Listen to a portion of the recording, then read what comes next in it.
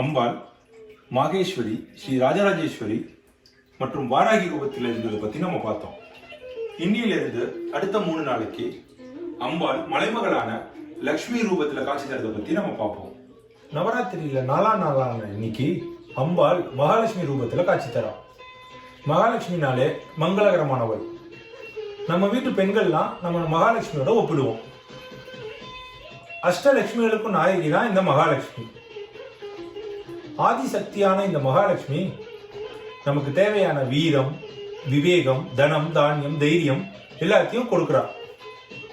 இந்நாள்ல மகாலட்சுமிய ஜாதி மல்லிப்பூவால் அர்ச்சனை செஞ்சு தயிர் சாதம், பட்டாணி சுண்டல், கொய்யா பழத்தை நைவேத்தியம் பண்ணி பிரசாதமா கொடுத்தா நல்லது. நம்ம குரு கருவை பத்தி பார்க்கும்போது கைலாசத்தை பத்தி பார்த்தோம். இன்னைக்கு அஷ்டலட்சுமிகளை பத்தி பார்ப்போம்.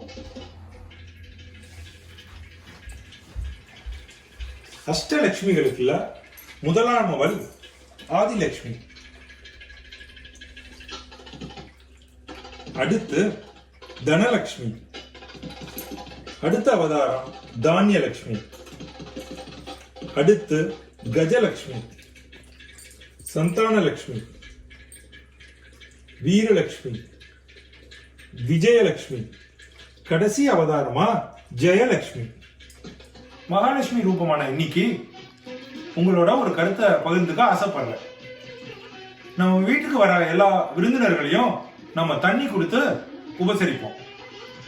அதே மாதிரி அவங்க போகும்போது குங்குமம் கொடுத்து வழி அனுப்பிச்சிங்கன்னா மகாலட்சுமி நம்ம வீட்டில் நிரந்தரமா தங்குவா. உங்களோட கருத்துக்கள்லாம் எங்களை ஊக்கப்படுத்திட்டு இருக்கு. தொடர்ந்து உங்களோட விமர்சனங்களை எங்கள்கிட்ட சொல்லுங்க. அன்புடன் ஆதரவை எதிர்பார்க்கும் உங்கள் ரவி.